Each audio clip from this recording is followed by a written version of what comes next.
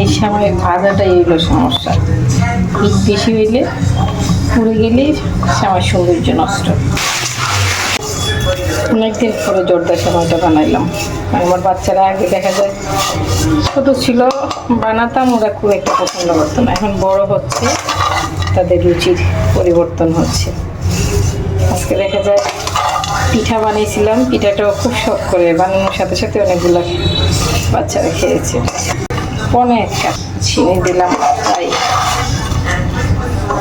অনেক হয়েছে তো টেস্ট হবে। নারিকেলের ভিতরে পানিটা রেখে দিয়েছিলাম।